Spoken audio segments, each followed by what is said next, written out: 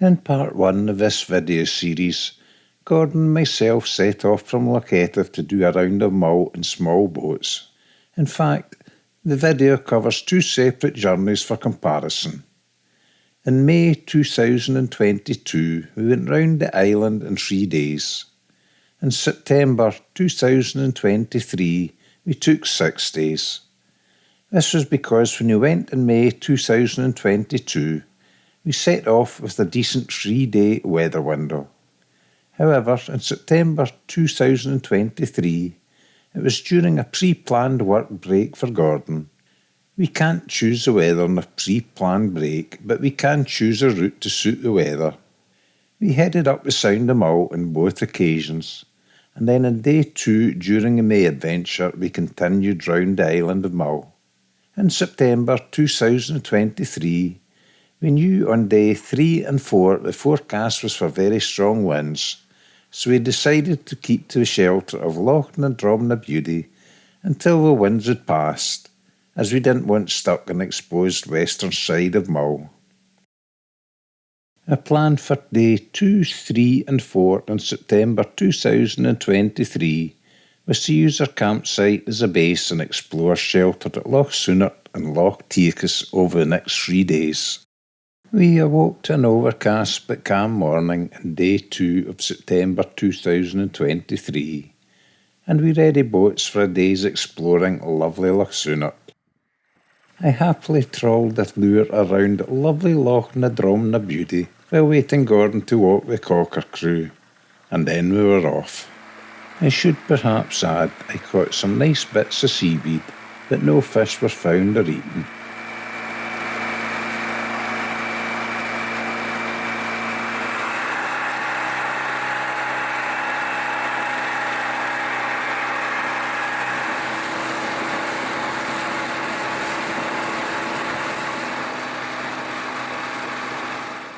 Our journey started off grey and uninspiring, but the sky gradually brightened, and by the time we reached the hidden lagoon where I had camped in June, the sun was shining.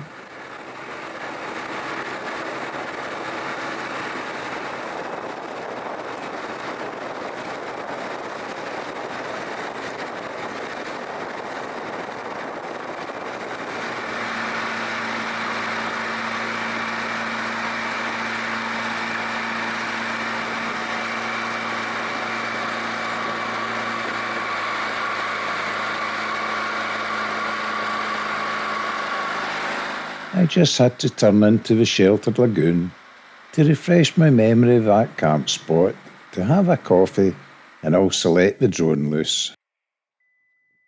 It really is a beautiful spot, but there was only room for one small tent, and if I'm honest, I was put off by the amount of ticks I got the last time I was here. This time round I was well prepared, wearing gaiters sprayed in DEET, and of course a head net to stop the midges attacking my top end.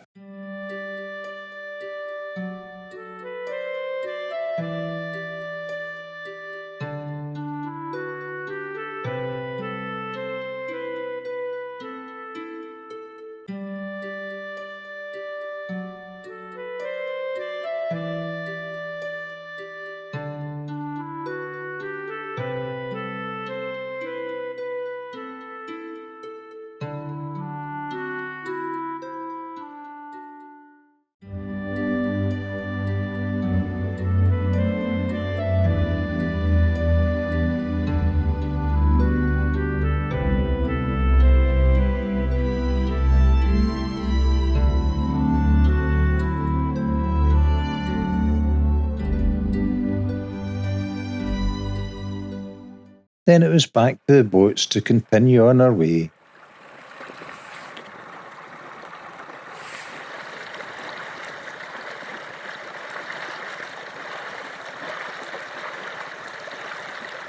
Past ancient forests and rocky hilltops.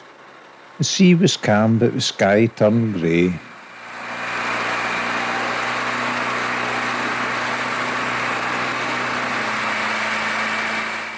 We had a nosy in Salon, but it looked very uninspiring under the grey sky, so we decided to head further up the loch to land for lunch a little later.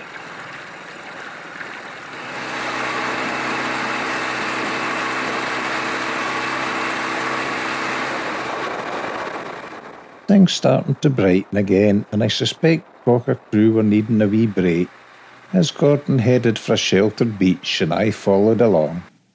We landed for lunch, and as Gordon walked the Cocker crew, I headed back to the boat to refill the fuel tank from a plastic container I carried on board. The sun was now shining brightly, and it felt lovely, just hanging around and doing absolutely nothing except flying the drone.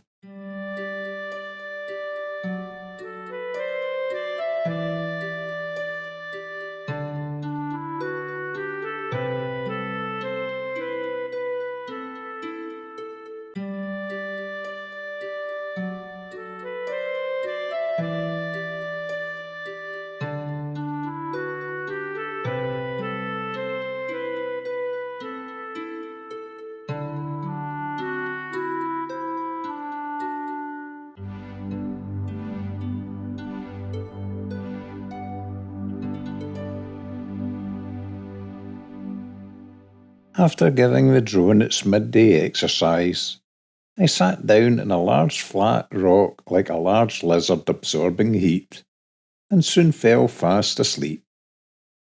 I was wakened by Gordon and the Cocker crew returning from their walk, only to discover the falling tide had left the boats high and dry. Fortunately, it was the last hour of the falling tide, so we only had 2 hours to wait before they refloated, and we were in absolutely no hurry to go anywhere anyway. We passed the time talking and slurping coffee, and I chucked the drone in the air again. The drone's aerial view let me see we had landed in the most likely beach in the whole of Loch Sunart to get left high and dry in the fast-ebbing tide. The water goes out for miles in this location, as the shore is so flat.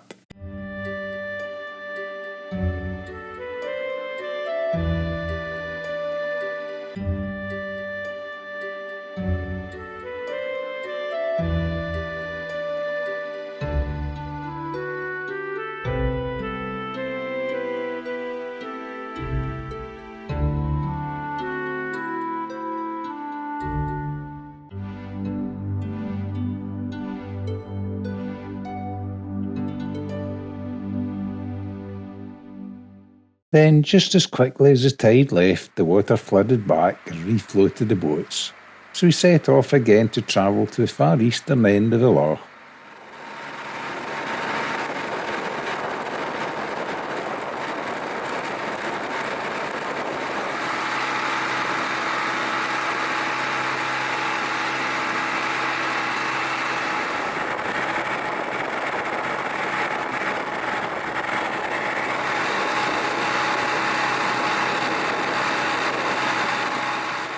In truth, as time was now marching on, we turned before reaching the end of the loch, and made our way back to the campsite without further stops. The wind started to rise a little, but nothing untowards. The strong 30-mile-per-hour plus winds were not due until well into the night. Back at camp, we scoffed our suppers, lit a fire and slurped some beer while waiting for the sunset, the breeze keeping the midges at bay.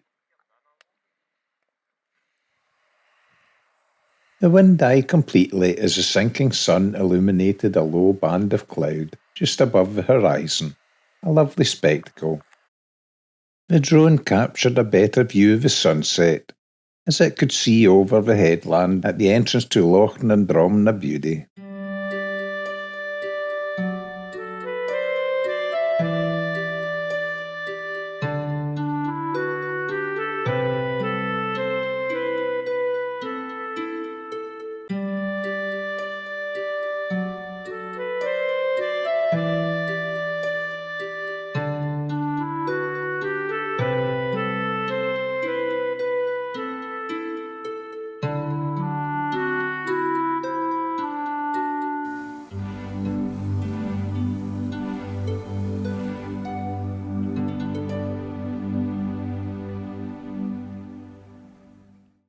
Then it was time for bed and await the morning winds.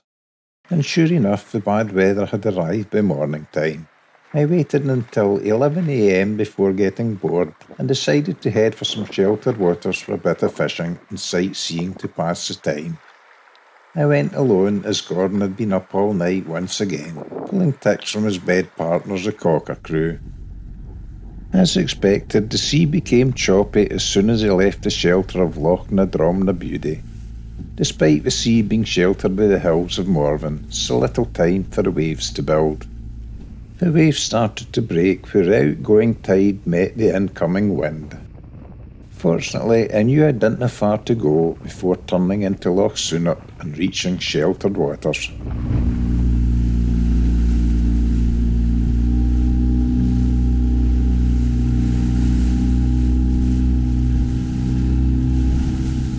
The wind-blown rain also started to ease as I reached the sheltered shore, so happily slowed to trawling speed and towed a lure behind the boat.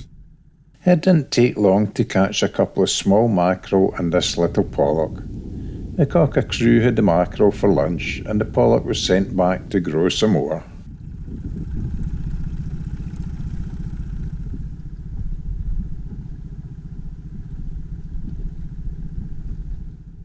I hugged the sheltered shore and found it hard to believe that wind gusts of 35 miles per hour were still blowing an open sea. I was heading for the narrow, shallow, sheltered channels between the island of Carna, Elan and Eldon, and Elan na Gober at the mouth of Loch Teacius. I was quite happy just puttering along in Tickover despite some heavy rain showers. It was better than staying around the tent all day. It also proved that it was better to have spent the time here rather than the exposed western side of Mull, which would have been wild in the wind.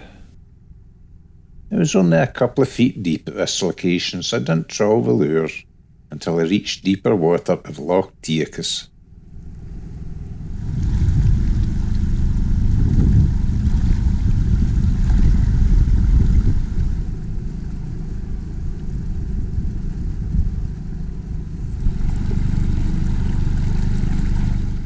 I had been in these waters in all kinds of weather, from flat calm under early morning sun to dull days wet with rain, and I can honestly say, regardless of weather, it's an area of outstanding beauty and serene quietness.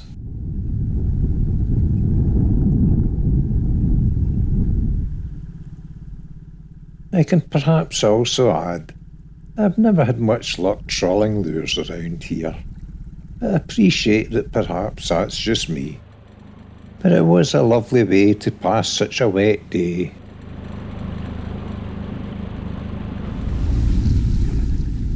However, the last stretch where Loch Sunart meets the open sea and the shelter of Loch Droma Buidhe begins was still as wet and wild as when I left in the morning. I spent the rest of the day back at camp, sheltering from the wind and rain, and if I'm honest, was glad when day 3 was done.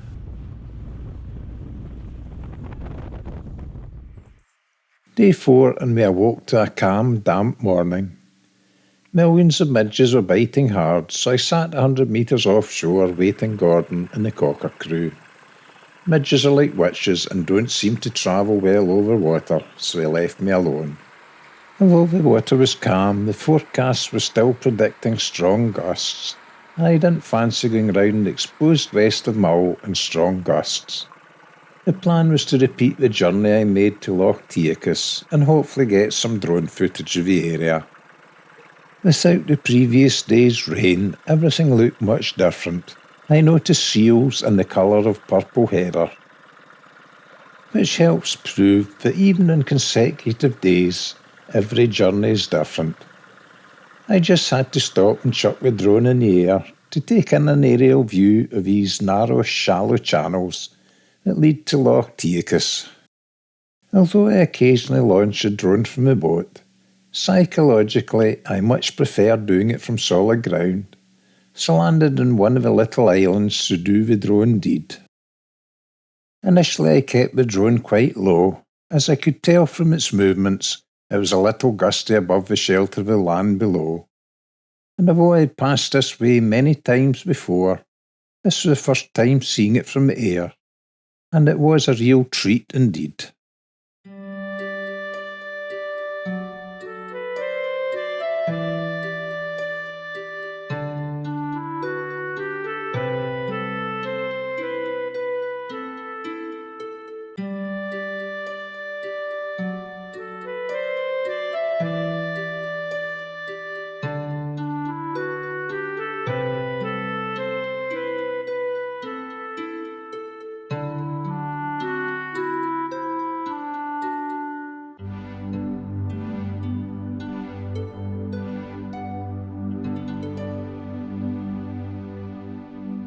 Although it was still early September, the rustic colours of autumn were quite obvious.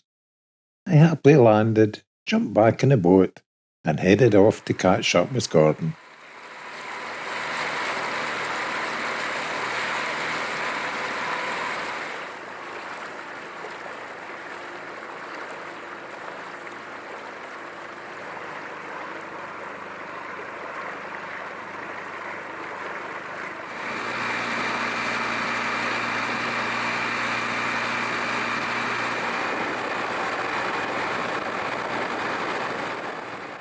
Gordon had landed further up Loch Teacius to take the Cocker crew for a walk, so I used that as my excuse to launch the drone for its walkabout. We were in a relatively recently planted forestry area, and one of the things I love about the drone eye view of the land below is it highlights patterns and shapes I never noticed from head height view.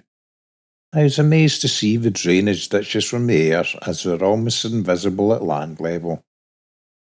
In fact, I had to check twice to make sure the drone was still above me, as the scene looked so unfamiliar with the place we landed at.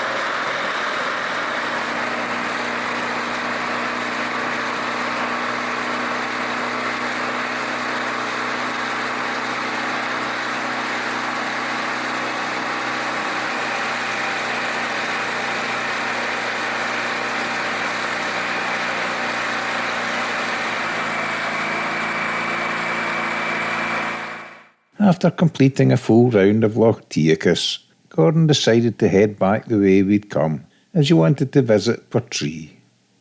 While I did the full round of the island of Carna, the sun was shining and the drone wanted to stretch its wings, so I couldn't resist landing for another view of the land below on this side of the island.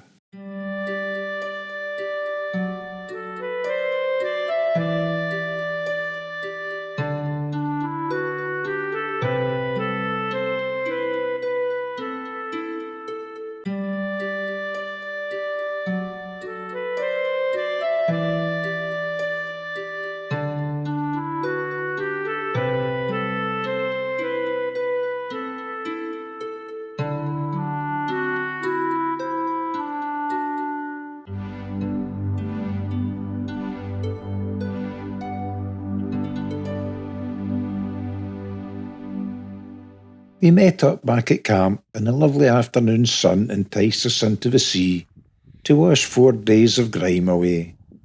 The forecast for the following day was for sun and light winds, so my plan was to leave early morning, so I was heading round Caoillich Point, the most northwesterly headland on Mull, at slack water to avoid the tide races in the area. Gordon decided enough was enough and was heading home the next day. His dogs covered in ticks had taken its toll on him, and I don't blame him. I kept well away from the dogs, long grass and wood walks, so was totally tick-free this time round. The large tent certainly saved the day, as they gave us room to sit around during the wet and windy weather, and the midges didn't get in the porch area either. That night we sat slurping beer while watching another lovely sunset, and day 4 was done. In the next episode of this video series, I continue alone on my way around Mull and compare it with the journey Gordon and myself did in May 2022. I would also like to take this opportunity to mention it can be a hard shift going round in our Hebrides and small boats. I quite often get stuck halfway round due to changing weather conditions. So if you're thinking of going round them in a small boat, I do hope you take that into consideration. Hope you enjoyed this video and thanks for watching.